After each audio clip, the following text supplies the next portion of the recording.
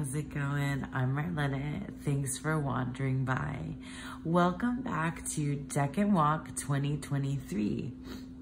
So today I'm gonna have somewhat of a shorter video for you than I have in our past Decan Walk videos because I'm not feeling super well and it's been a very busy week. So I just wanted to start out like I always do and welcome those of you back who have been with me throughout this entire Decan Walk journey. It's been wonderful to have you walking with me. And for those of you that may have stumbled upon this video and have no idea what a Decan Walk is or what a Decan is to begin with, basically we are walking through the zodiacal wheel of the year and we are going Decan by Decan. A Decan is a piece of a zodiac sign, which has been split into 3. And basically what we're doing simply is we're just taking a look at the correspondences between astrology and tarot, and specifically with minor cards that have been assigned astrological correspondences on the Decan wheel. So I'll, put the Decan wheel up here for you to take a look. Those of you that have been along with me might have already started to notice a very specific pattern in the way that the tarot is moving alongside the astrology. And we're gonna talk a little bit about that here in this Decan. So for those of you that don't know, that wanna find out more, I invite you to go ahead and visit the description box below where I share all of my resources, books, websites, free resources, plus things that I've purchased, decks, etc. And also I have a playlist of my Decan videos that I've created along with members of the community who have also been using this hashtag to create their own videos along the way. Also, you can visit us in my friend Dawn Michelle's Facebook group that is called Boho Tarot if you'd like to engage with us a little bit more there and learn more and discuss, along with us about the Decan Walk. Okay, so now without further ado, let's go ahead and talk about this Decan that we've just got into.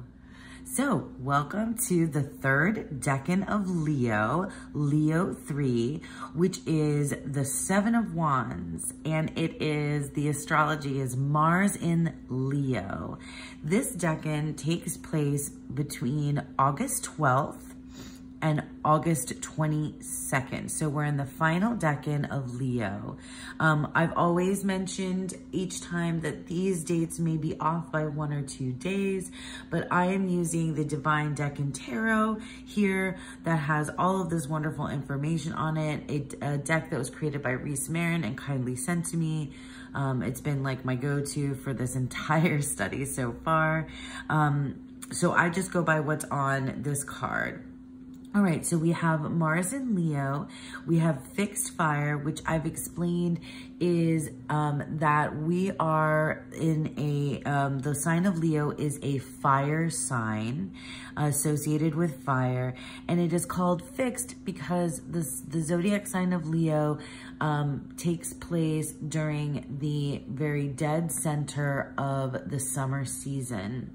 So fixed signs, it is, that means that they are unwavering, very stable, and centrally, located in the very center of their season. So Leo's season takes place in the summer. So after a fixed sign, the next zodiac sign that we will be entering will be mutable because it's going to be the last sign of the season of summer. Okay, so we've said it's the 3rd Decan of Leo, and we have our depiction, our Rider-Waite depiction here in the center. This is one of the depictions of the 7 of Wands that I think is very often repeated. Like there is there are very few decks that I feel like go outside of this, you know, person standing on the high ground, holding a wand with six other wands pointed at him. That is a very classic depiction here in the Waite Smith, and you see it kind of copied in one way, form or another after that. I find that really interesting. It's one of those, like the Eight of Wands is very similar. The Three of Swords is similar in that way too. And the Wheel of Fortune, for some reason, they often are very much the same. Well, you'll see other cards go kind of different directions, but we'll take a look at some other depictions of the Seven of Wands as well, just briefly. So the Seven of Wands is the Lord of Valor. So the word Valor here that appears also on our Thoth card, Valor. This is the Thoth Tarot. And it is, Valor is the hermetic title of this particular card.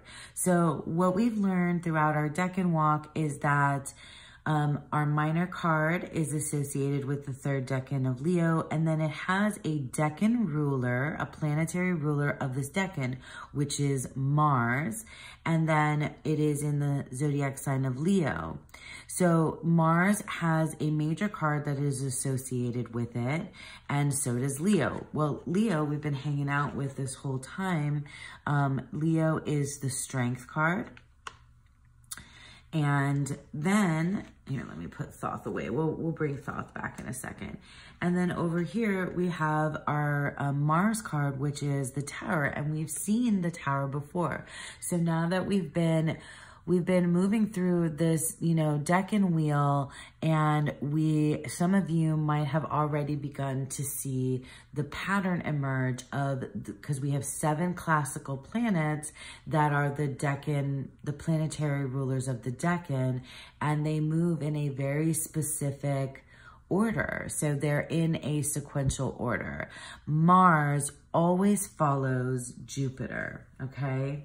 So after so here we have our 3 decans of Leo, which I'll put right here, that we just went through. Saturn in Leo with the 5 of Wands, Jupiter in Leo with the 6 of Wands, and Mars in Leo with the 7 of Wands, okay? So the 5, 6, and 7 appear when we're in a fire sign. That's why we're in the Wands, okay? And we're in a fixed sign, so that's why we are in the 5, 6, and 7. When we move to a mutable sign, which is at the end of the season, we're going to have our 8, 9, and 10.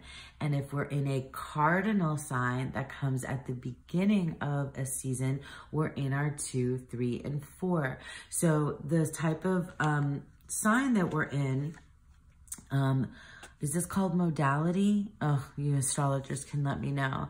If I remember, I'll put up on the screen what it is. I think it's the modality. But in any case, when it's fixed, we're in the 5, 6, and 7s, all right?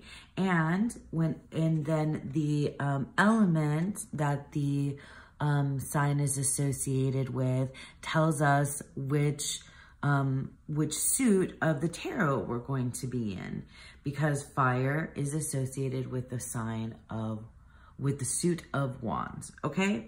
So now let's get back to Mars and Leo. I have found pretty much, and I'm gonna show you some other depictions, and then I'm gonna talk just a little teeny bit about what I've read.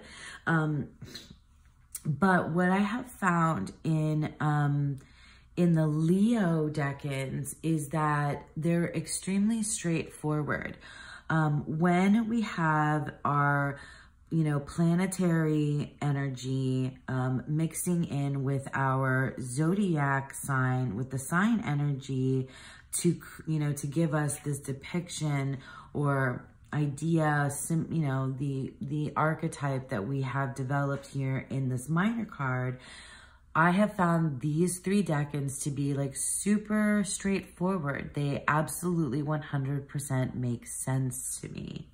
And perhaps now, because I have kind of begun to understand the, you know, these cycles in terms of the planetary rulers, and how when we have, you know, Saturn's energy in a sign, you know, Saturn, I always think it's restrictive. There's other keywords for Saturn, but one that I come across all the time is restrictive. So when that pops up, it, you know, especially when it did in the Five of Wands, it made sense.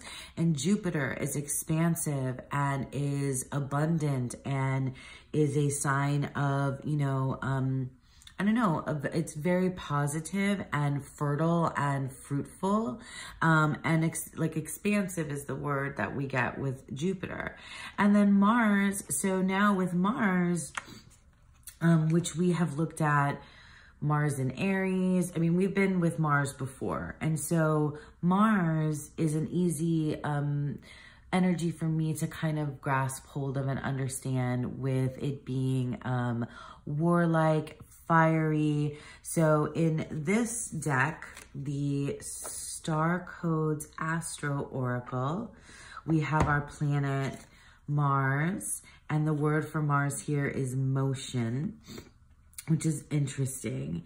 But I think of Mars as force, martial force, militaristic and conquering and, you know, violent and brutal, right? And forceful, you know, so that makes sense. And Mars being associated with the Tower is a cataclysmic, violent, disruptive event. It is foundation breaking. It is a collapse and a deconstruction entirely.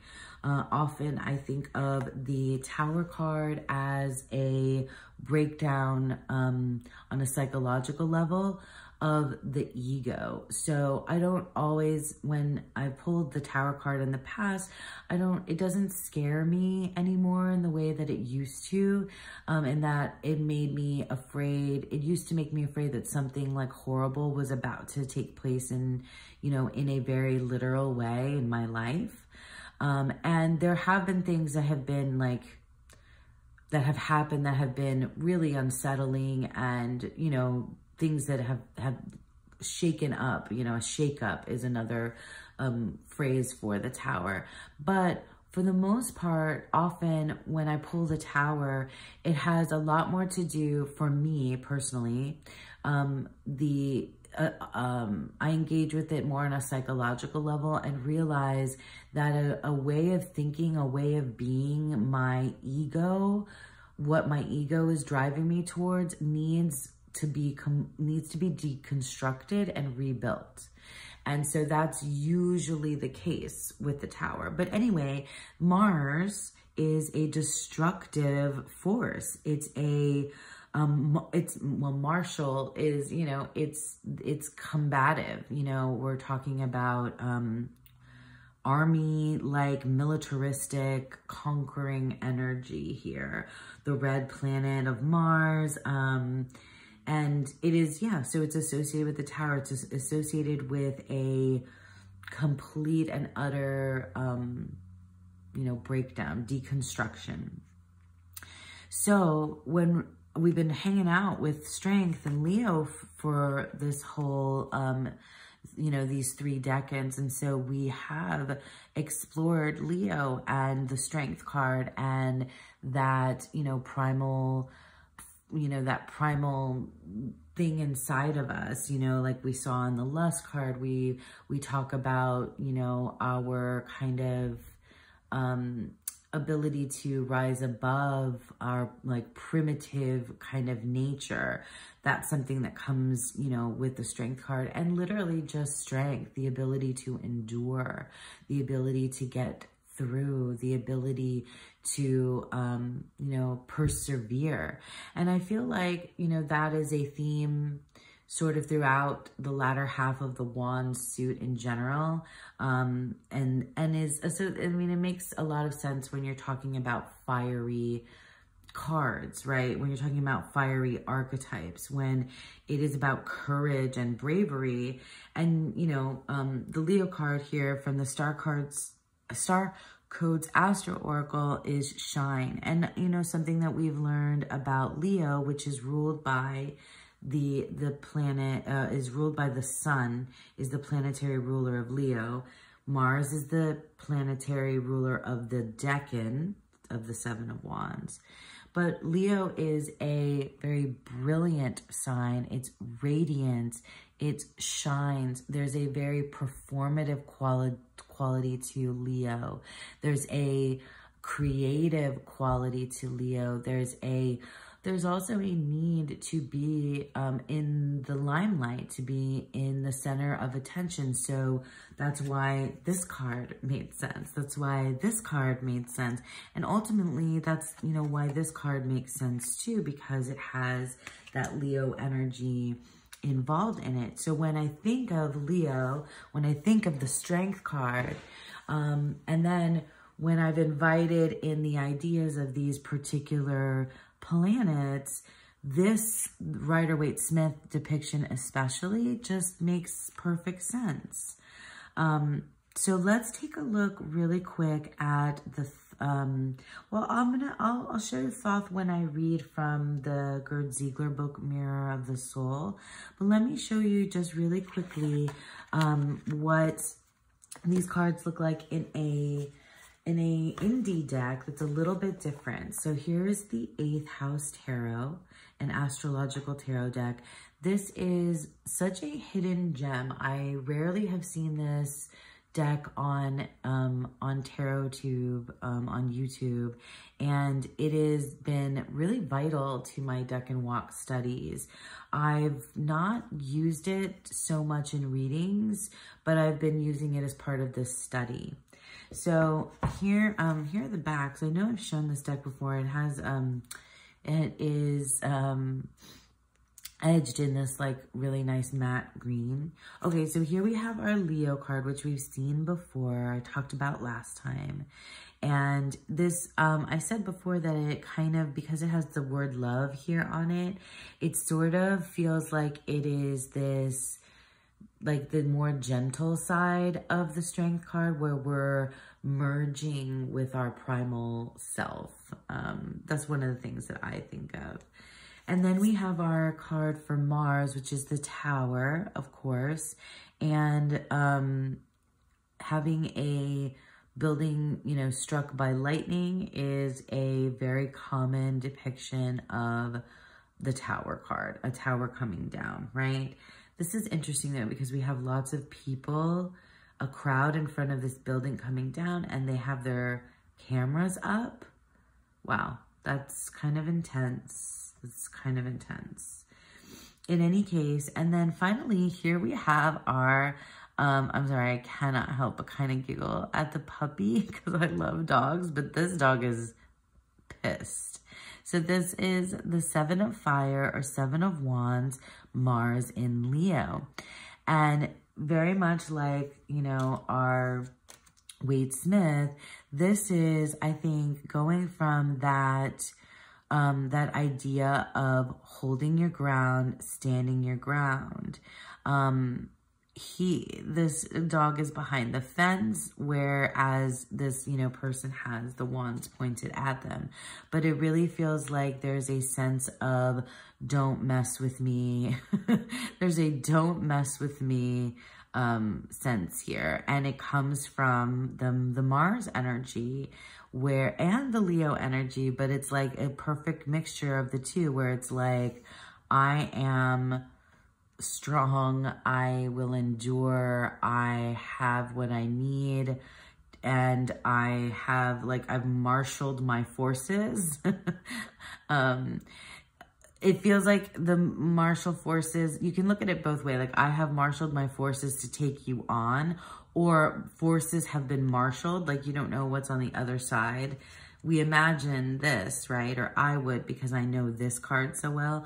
But on the other side of this fence, there's something that is attacking or attempting to attack this dog. And that's why he's defensive, he or she, whatever. So yeah, so I thought that that was a really cool depiction from the 8th House Tarot.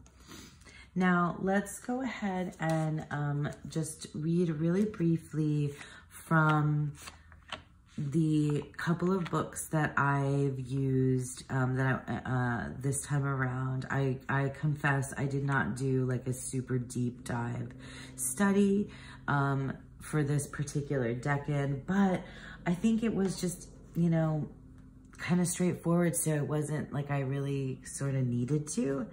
In any case, so Susan Chang, 36 Secrets. This has been our main book that we've been using for the Decan Walk. There's also a version of this information that's available for free on Susan Chang's blog.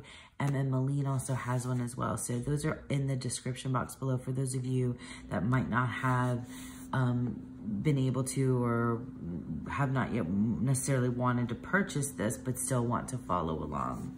So Susan Chang calls the Seven of Wands chapter, No Guts, No Glory. And some of the things that I thought were really funny is that Chang has pointed out, and something that I think stood out to me the most, is that these 3 decans of Leo, and I already, you know, pulled them out, I'll pull them out again. The 5 and the 6 of Wands, oops, there we go. The 5, 6, and 7 of Wands as a grouping, it's probably stood out to me the most as a very particular story. And I think you can probably do that with in a lot of different spaces in the suits. But this one really stood out to me, these 3 decans, as a very specific storyline. You know, it's a classic, she says that they tell a classic story of heroism. In 5, our hero proved her mettle against others. In the 6, she rose to public fame, even kingship. And here in the 7, something has gone wrong. The crowds that have cheered her on just 10 days ago, one decade, have turned against her. Standing on a high prominence, she faces opposition, protests, rebellion. She's a hot mess. And she can't even find a matching pair of shoes. Isn't that hilarious? I've never noticed that until I saw this in Susan's book, that our character here is wearing one short boot and one longer boot, or maybe even a sock. I don't even know what's going on there, but I just thought that that was really, really funny. That Susan pointed out, and I even wrote LOL in my Susan Chang book. So also, she says we are in Mars territory now, which means we are getting to know another special flavor of the Tower. So let me go back to this. So another special flavor of the Tower. So with one exception, at the beginning of the decanic cycle, Mars always follows Jupiter. And I talked about that a little bit with you already. So that when you see the decan as Jupiter in whatever the sign may be, you know that next up is going to be Mars. And we know that if it's Mars, it's the Tower card, and something has gone wrong. So that's a good thing to remember for our journey. So something else that Chang talks about is the Tower itself, which I kind of already discussed, in that often the Tower card is read as a deconstruction of the ego. So here's something that Susan Chang says. The anonymous author of Meditations on the Tarot, in describing the Tower Arcanum, says that every man who is not a saint or fully righteous man builds a kind of Tower of Babel, which is his own. So that really means to me the ego, right? His actions, opinions, and aspirations constitute a private world that he has built, the Tower of the Self. Anonymous goes on to say, duly faces divine, and then the self duly faces divine judgment, the thunderbolt where it will inevitably shatter. Hubris is a human failing. So having too much hubris, ego, you know, tower of the self is what ultimately brings it down. So that's an interesting way to look at the tower that some of you may or may not have already heard. And then, she goes on to talk about how Crowley views these cards. So let me bring out the Thoth deck. So here we have our Seven of Wands in the Thoth Tarot. This is our Tower card in the tarot, in the Thoth Tarot. And then we have our Lust card, which is the Strength card in the, is the same as the Strength card in the Thoth. And we've talked about, you know, we've talked about this Lust card already.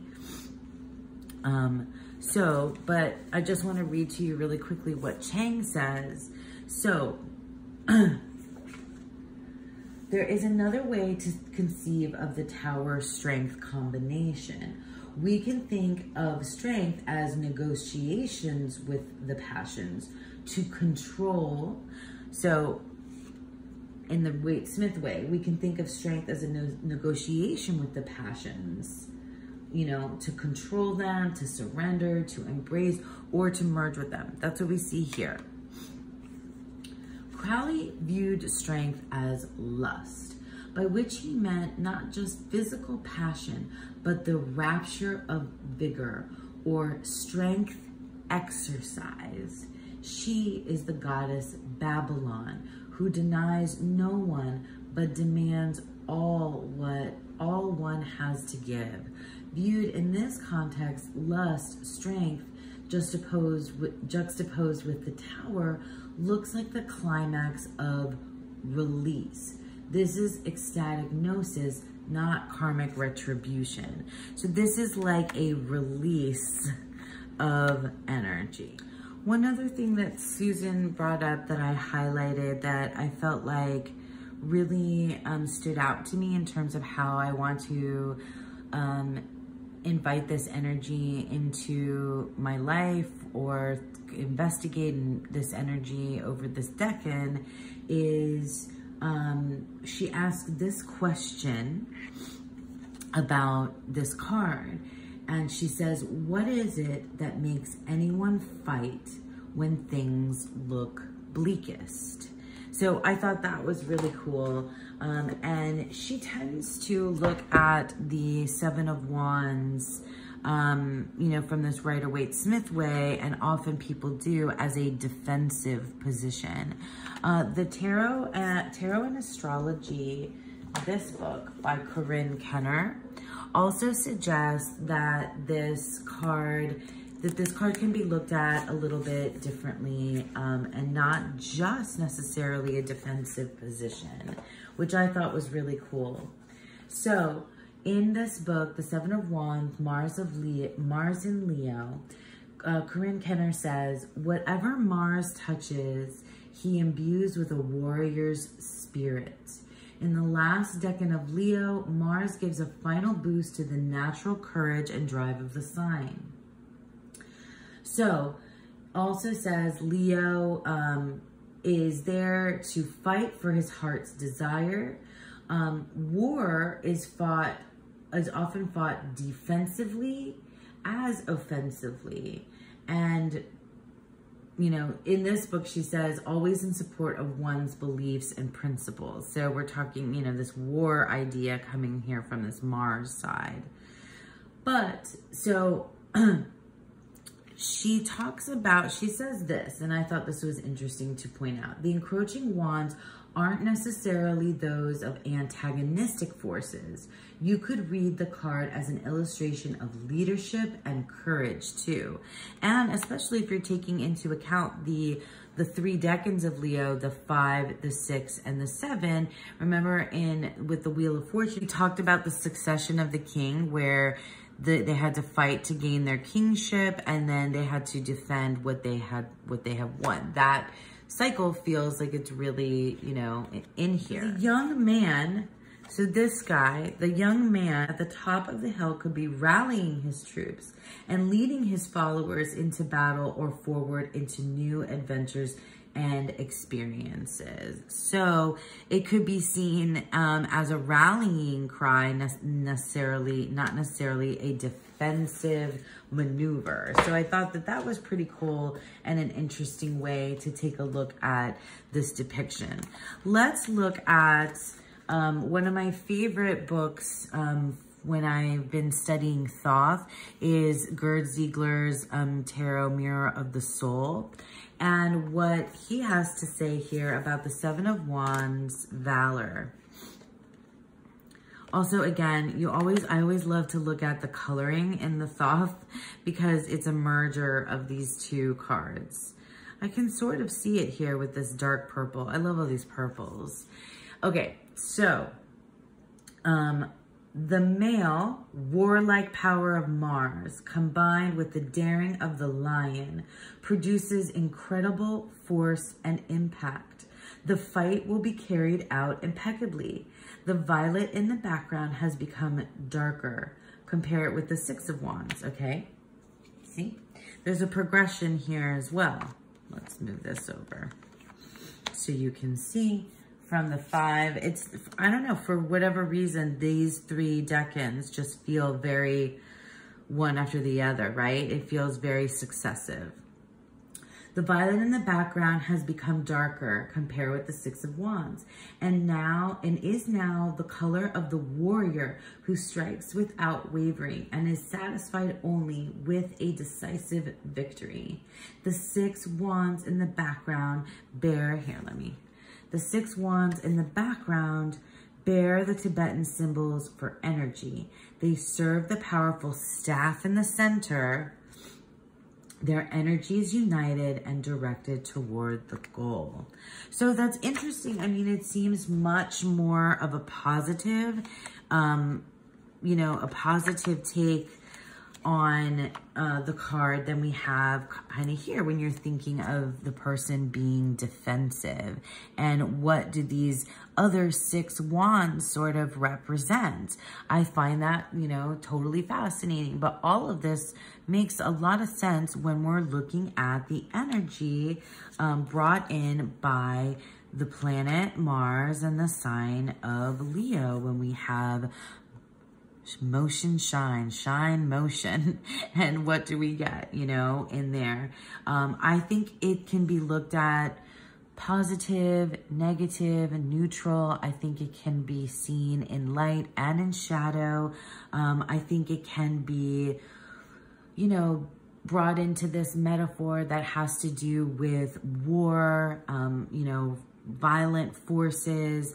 I also think it for sure can be just, you know, thought of in a psychological way with a deconstruction of the self and the forces that we are rallying ourselves, rallying for ourselves, or rallying against, or maybe both.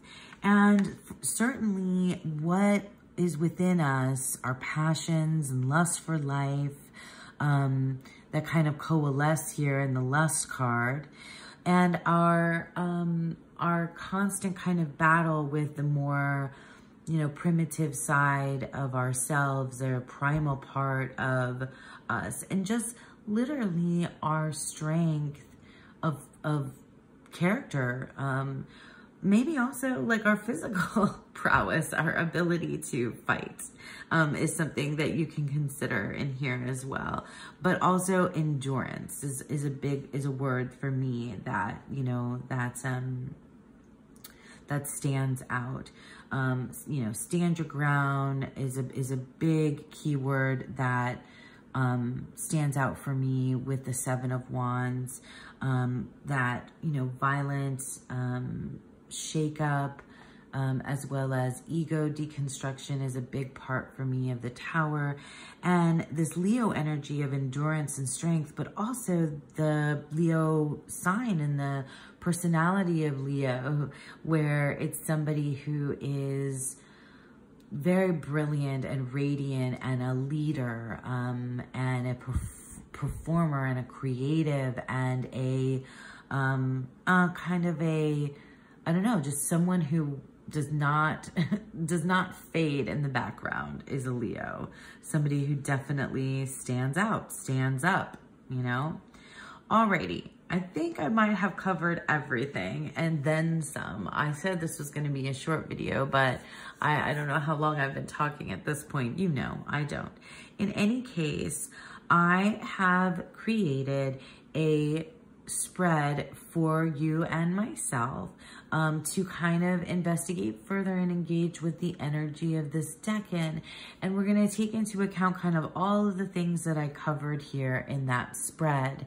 And hopefully it'll manifest in that way that it makes sense to you, that it's inviting in the Mars energy, the Leo energy, and the energy of the Seven of Wands for this decan of Leo. So that's all. I hope it made sense to you guys. I'm definitely losing my voice now, so I'm going to cut this off, and I'm going to thank you for sticking around with me, and I hope that you all have a beautiful, wonderful third decan of Leo and a beautiful, wonderful day.